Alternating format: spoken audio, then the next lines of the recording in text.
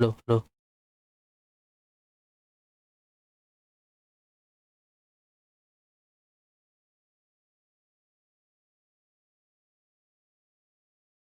नमस्कार दोस्तों, बहुत बहुत स्वागत है आप सभी का गवर्नमेंट एजुकेशन में।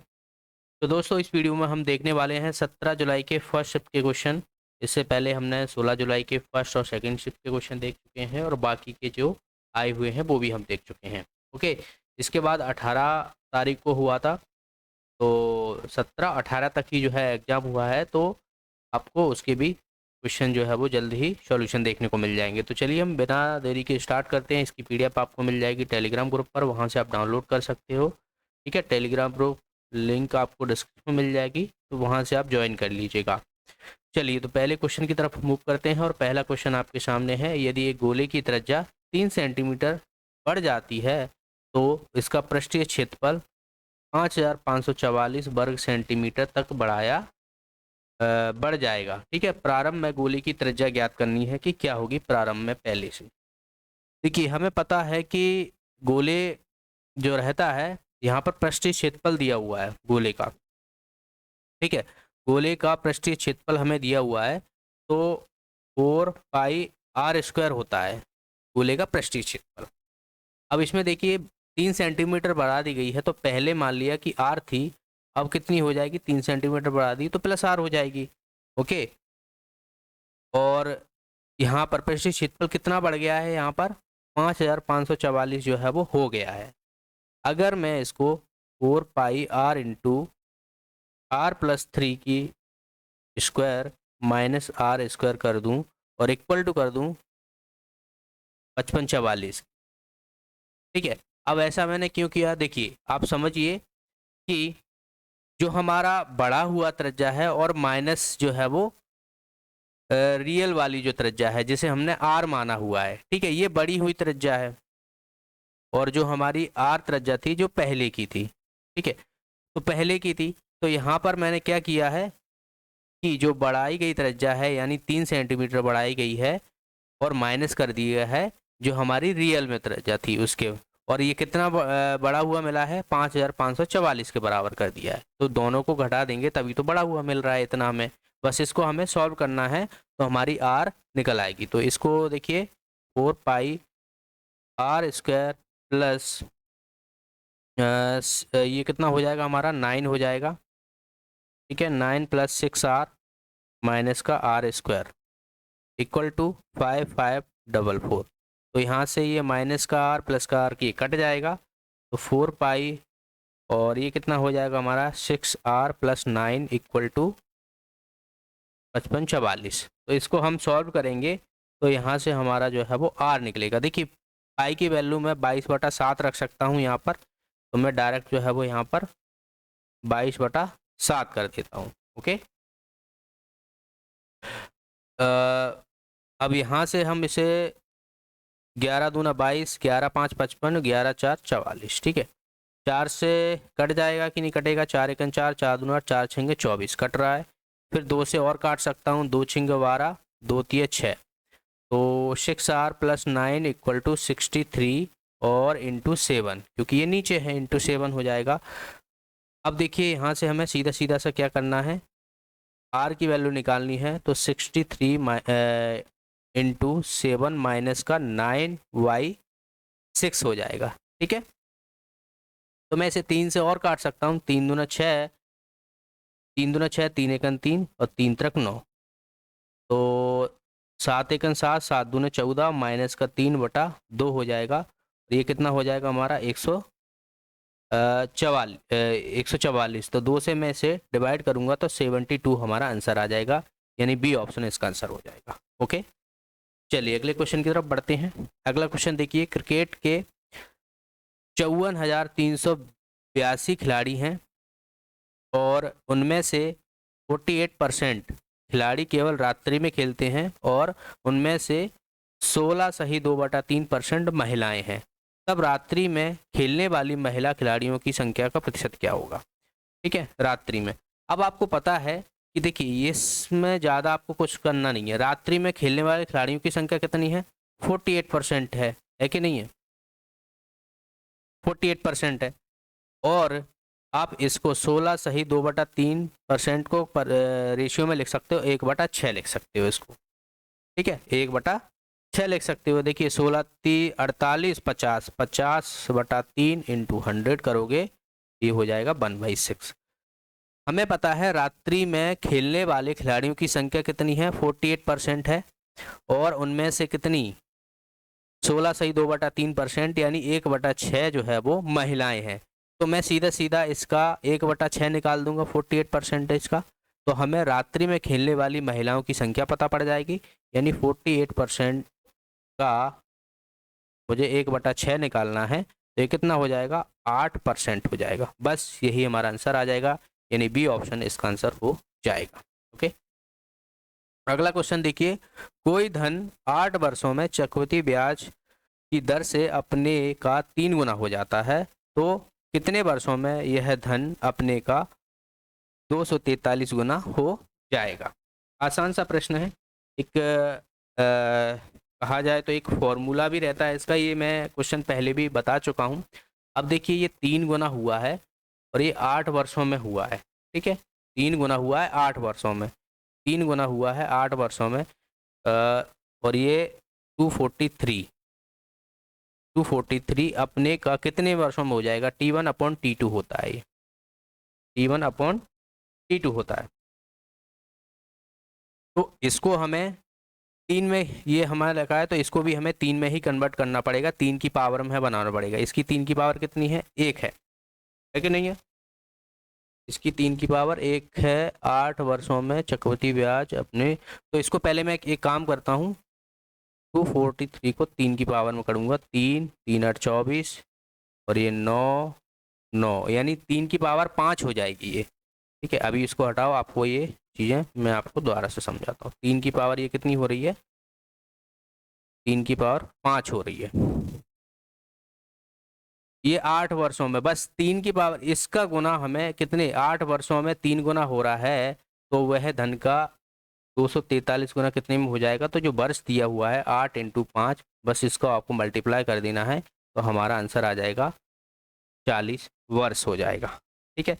40 वर्ष जो है वो इसका आंसर हो जाएगा। बस इतना सा जो है वो आपको याद रख लेना, कभी भी ऐसा क्वेश्चन पूछा जाए, ये शॉर्ट ट्रिक है। बाकी अगर मेथड थोड़ा लेंदी रहेगा आपके लिए, क्या करना है आपको, कोई धन 8 वर्षों में चक्रवृद्धि ब्याज की दर से अपने का 3 गुना हो रहा है, ठीक है, ये 3 गुना हो रहा है, तो अपने तो कितने वर्षों में यह धन अपने का इतना गुना हो जाएगा, यानी 243 गुना हो जाएगा। तो ये 40 वर्ष लगेंगे इसको इतने गुना होने में। तो जो वर्ष दिया हुआ है, और यहाँ पर आपको देखना है 3 गुना में, यानी 3 की पावर में आपको इसको कन्वर्ट करना है। अगर यहीं पर मान लो 9 का होता है कि 9 गुना हो रहा है, तो आपको फिर 9 के हिसाब से यहाँ पर कन्वर्ट करना पड़ता है ना। तो इस बात का आप ध्यान रखिएगा सीधा सीधा, और ये 40 वर्ष जो है वो इसका आंसर हो जाएगा, ये अपने आप का 40 जो हो जाएगा, ठीक है। तो इस बात का आपको ध्यान रखते हुए करना है। बाकी इसका अगर देखा जाए तो फॉर्मूला अगर देखा जाए तो जैसे कि N2 = N1 T1/T2 कर देना। N2 क्या हो जाएगा हमारा, कितने गुना हो रहा है, 243, इतना चाहिए हमें ना। N1 पहले कितना था, 3 गुना था, तो T1/T2 यानी हमारा जो ये कितना 8 वर्षों में हो रहा है, तो 8 वर्ष हम यहाँ पर जो है वो T2 रख देंगे, ठीक है। तो इसका जो है वो ये कितने हमारा 3 की पावर 5 आया था ना, तो बस इसको हमें इसके बराबर कर देना है। तो 3 = T1/8 = T1 हो जाएगा, ये कितना 5 आया था ना, 5, तो ये हो जाएगा हमारा ये 5 है, तो ये हो जाएगा T1 = 40। बस इतना याद रख लेना। कोई ऐसा आप फॉर्मूला भी अप्लाई कर सकते हो, वरना आप सीधा सीधा याद रखिएगा, इसको पावर आपको किस में कन्वर्ट करना है, 3 की पावर में। यहीं पर और कुछ होता तो आप उस हिसाब से जो है वो 2 गुना होता तो 2 की पावर में यहाँ पर दिया होता आपको, और आपको ये एग्जैक्ट डेटा मिल जाएगा कि यहाँ पर 3 की पावर में आपको रखना है, तो यहाँ पर 3 की पावर ही बन जाएगा। आपको ऐसा डेटा नहीं देंगे कि बनेगा नहीं, ठीक है। किसी वस्तु के विक्रय मूल्य में 627 रुपये की वृद्धि करने से 7 सही 1/7 12% की हानि के बदले 12.5% का लाभ हो जाता है। तो वस्तु का क्रय मूल्य हमसे पूछा गया है कि वस्तु का क्रय मूल्य क्या होगा। ठीक है, वस्तु का क्रय मूल्य क्या होगा। देखिए 12.5% को हम पहले कैसे लिख सकते हैं, 1/8 लिख सकते हैं कि नहीं लिख सकते। ठीक है, और 7 सही 1/60% को हम कैसे लिख सकते हैं, 749 50 बटे 1/14 लिख सकते हैं इसको। ठीक है, 1/14 हम इसको लिख सकते हैं। क्या लिखा है, वृद्धि करने से यानी 1/14 की हानि के बदले उसको 12% यानी 1/8 का लाभ हो जाता है। ठीक है, 1/8 का लाभ हो जाता है। तो बस इसको हमें अब सॉल्व करना है। तो लाभ हो रहा है तो जाहिर सी बात है 1 का लाभ हो रहा है तो 9/8 हो जाएगा, और यहाँ पर क्या हो रहा है, हानि हो रही है तो 13/14 हो जाएगा।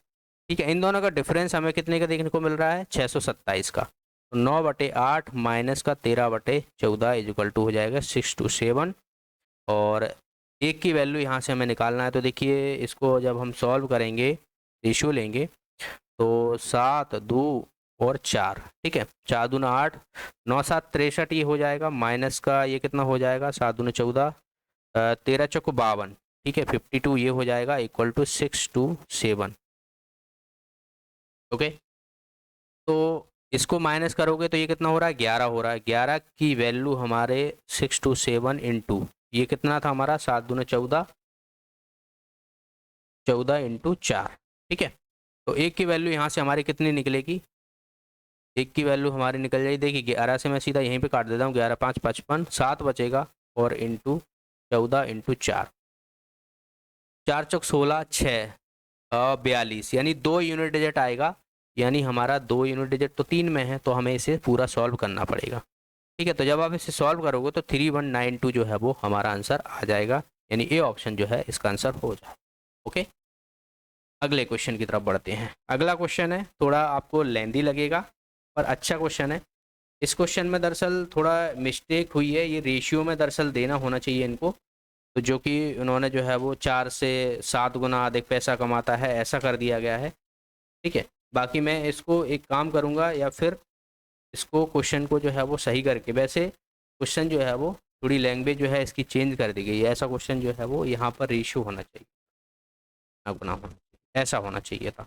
ठीक है, तो एक काम करते हैं, इसको मैं प्रॉपर वे से जो है वो क्वेश्चन को किस तरीके से पूछा जा सकता है, आपको एक और प्रकार का इसी तरीका है, आपको ऐसे पूछ लिया गया है और यही क्वेश्चन आपको दूसरे तरीके से कैसे पूछ सकता है, तो वो मैं आपको नेक्स्ट वीडियो में करा दूंगा। ठीक है, नेक्स्ट वीडियो में, क्योंकि दोनों ही क्वेश्चन जो है वो साथ में हो जाएंगे, क्योंकि मोस्टली जो है वो ये एसएससी वगैरह में जो है वो क्वेश्चन जो है ये पूछे जाते हैं।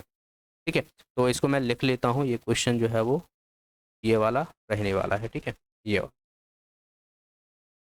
अगला क्वेश्चन देखिए, ए बी सी और पी क्यू आर पी जो है ये है, ये समांतर जो है वो एक कहा जाए समरूप जो है वो त्रिभुज हैं, जिसमें पी क्यू की वैल्यू दी हुई है, क्यू आर की वैल्यू दी हुई है और पी आर की वैल्यू दी है। तो ये दोनों जो है वो हमारे एक जैसे जो है वो त्रिभुज, ए बी और सी, और ये क्या है, क्यू आर पी।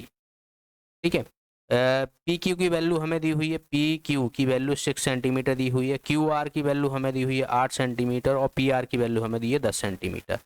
ठीक है, हमें निकालना क्या है, त्रिभुज ए बी सी और त्रिभुज पी क्यू आर का रेशियो हमें और दे दिया गया है दरअसल, तो हमें ए बी की भुजा निकालनी है, ए बी का जो वैल्यू है वो क्या रहने वाली है। तो कभी भी ऐसे आपको क्वेश्चन जो है पूछे जाएँ तो बस सीधा सा है, एक वट जैसे मैं यहाँ पर लिख देता हूँ, जैसे जो हमें त्रिभुज ए बी सी अपॉन में त्रिभुज P Q R equal to भुजा का रेशियो, भुजा का रेशियो मतलब हमें किसका निकालना, ए बी,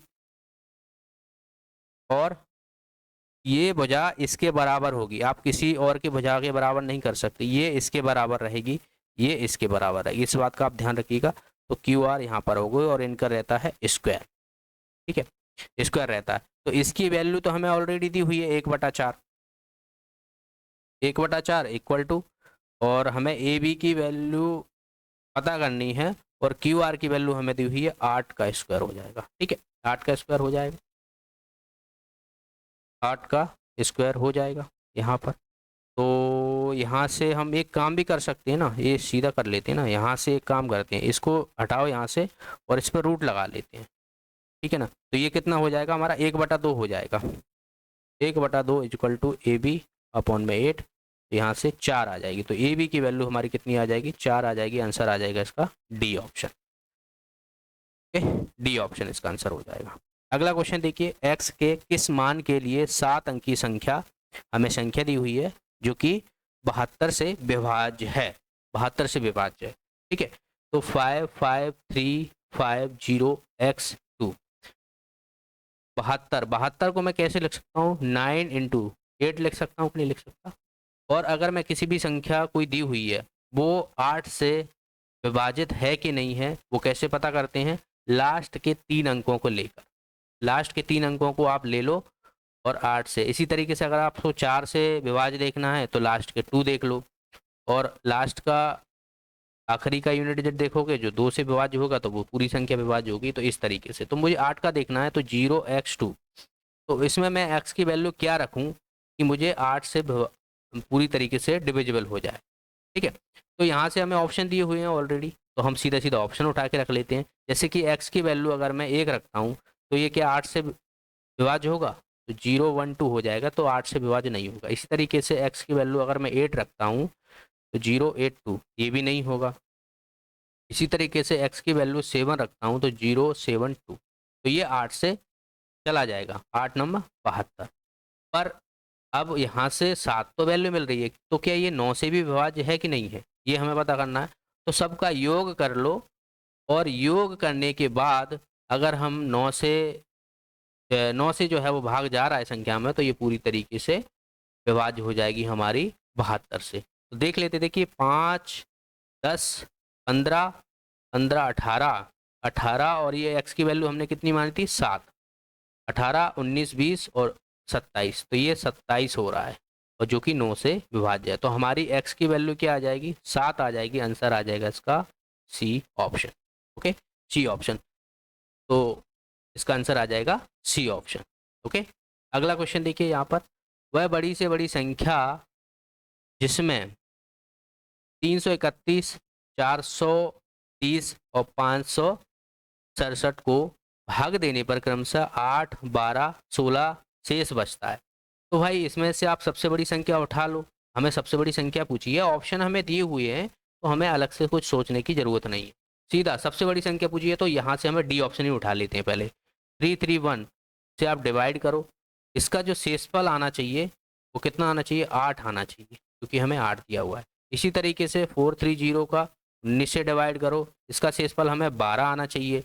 अगर ये नहीं आ रहा है, मान लो 19 से अगर हम इसमें भाग दे रहे हैं और शेषफल 8 नहीं आ रहा है, 12 नहीं आ रहा है, तो फिर हम 18 देखेंगे, ठीक है। तो ऐसे आपको क्वेश्चन को सॉल्व करना है, आपको अपना अलग से जो है वो फालतू का दिमाग नहीं लगाना है। हमें ऑप्शन उठाओ सीधा, बड़ी संख्या, अगर हमें यहीं पर सबसे छोटी संख्या पूछी जाती तो सबसे पहले हम 16 उठाते, क्योंकि सबसे 16 जो है वो इस ऑप्शनों में छोटी है, सबसे बड़ी है। तो ऐसे आप करके इसका आंसर आप बताइए कमेंट बॉक्स में, ठीक है। तो इसमें से कौन सी ऐसी संख्या है जो कि इसमें इसमें और इसमें भाग देने पर 8, 12, 16 शेषफल बच रहा है उसमें, ठीक है। तो इसका आंसर आप कमेंट बॉक्स में बताइए, इसमें आप और कुछ बताने की जरूरत है नहीं। ए किसी काम को 6 दिन में, बी उसी काम को 8 दिन में कर सकते हैं, दोनों मिलकर एक साथ काम को कितने दिन में खत्म करेंगे। तो ये भी आसान है, ए 6, बी 8, 24 जो है वो टोटल वर्क आ जाएगा, और 4, और ये कितना हो जाएगा, 24/7 हो जाएगा, 7 या 21, तो हमारा आंसर आ जाएगा इसका डी ऑप्शन आ जाएगा, ठीक है। डी ऑप्शन, डी ऑप्शन जो है वो इसका आंसर हो जाएगा। एंड आप लोग जो है वो क्वेश्चन मैं छोड़ देता हूँ, मतलब जिनके आंसर मैं आपसे पूछता हूँ तो उनके आंसर भी आप किया करो कमेंट बॉक्स में। ओके, आप क्वेश्चन के आंसर करोगे तो मुझे भी अच्छा लगेगा कि चलो आप लोग कम से कम मेहनत कर रहे हो खुद के लिए, ठीक है। मेरी मेहनत करने से कुछ नहीं होना है, आपको खुद भी मेहनत करनी पड़ेगी। अब ये कैलकुलेशन है, ये आपको ही करनी पड़ेगी।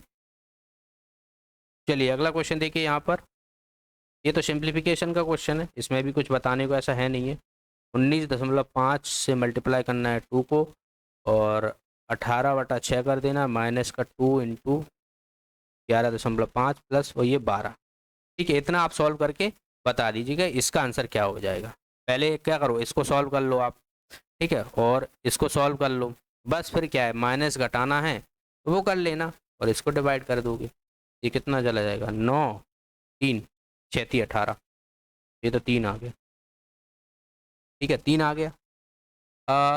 या फिर यूनिट डिजिट से भी कर सकते हो। यहाँ पे देखिए 0.5 × 10, तो ये तो दशमलव यहाँ से हट जाएगा और यहाँ से भी हट जाएगा, यानी हमारा जो आंसर आएगा वो इंटीजर नंबर आएगा, सीधा सीधा सा। ठीक है, इंटीजर नंबर आएगा, यानी ये तो हो नहीं सकता है हमारा। तो 5×10 0 और 9×18 19, तो 9 आएगा यहाँ पर, है ना। 5×10 यहाँ से लगा 1, 9×18 और 1 19, और यहाँ से देखोगे 5×10 2 और 1 3, यहाँ से आ जाएगा। तो 12 में से 3 12, तो ये माइनस का है, ये माइनस का है, तो यहाँ से 6 ये हो जाएगा और 12 तो 2 ये हो जाएगा 7, यानी 5 आएगा यूनिट डिजिट। इसका आंसर आ जाएगा इसका ये ऑप्शन जो है वो आंसर हो जाएगा। तो यूनिट डिजिट से आप कर लिया करो, बाकी वैसे तो आप कर ही लोगे।